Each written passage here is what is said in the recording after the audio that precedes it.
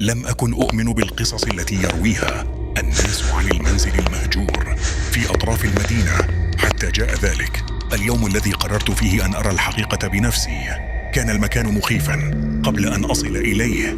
ضباب كثيف يغطي الأشجار الميتة، والهواء بارد لدرجة تجعلني أشعر أن العظام تتجمد. السكان المحليون يسمونه بأتمونسن، المنزل الأخير في الظلال، ولا يقترب منه أحد بعد غروب الشمس.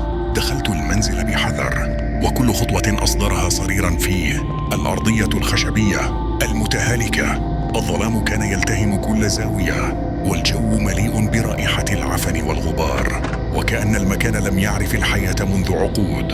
على الحائط كانت هناك رسومات غريبة وأرقام مكتوبة بالدم. شعرت بأن أحدهم يراقبني رغم أنني كنت وحدي. وصلت إلى الصالة الرئيسية، وهناك رأيت مرآة كبيرة متشققة. اقتربت منها ببطء، وفجأة شعرت بالدهشة والخوف. في الوقت نفسه ظهرت في المرآة وجوه أشخاص لا أعرفهم يصرخون بصوت مكتوم: أخرج، لا تنظر خلفك. قلبي بدأ ينبض بسرعة، لكن الفضول دفعني للصعود إلى الطابق العلوي. هناك وجدت غرفة مغلقة بقفل قديم. فتحت الباب بحذر، وفجأة شعرت ببرودة تتسرب في جسدي.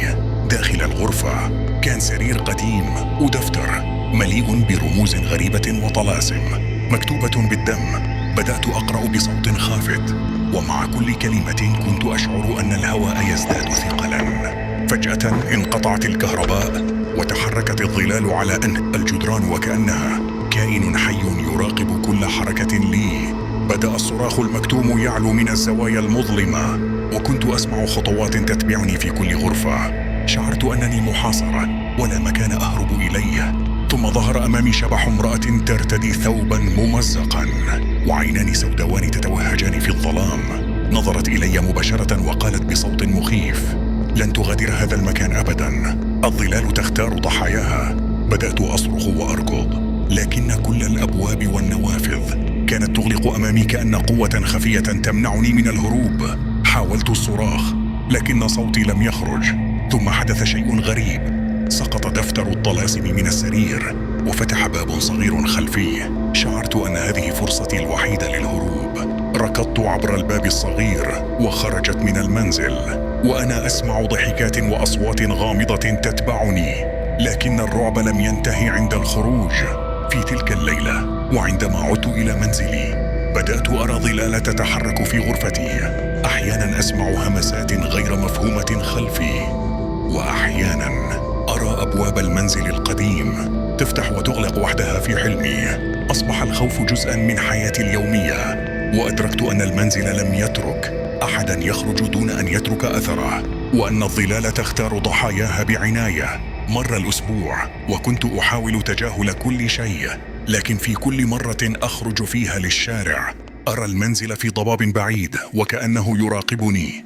وأصبح كل شيء غامض: أصوات صرير، خطوات خلفي، ونظرات أشباح في زوايا المنزل في أحلامي.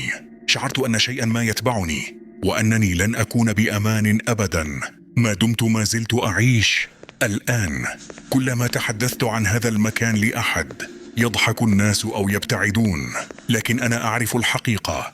الظلال حقيقية، والبيت الأخير في الظلال لا يترك أحدا يخرج بسلام.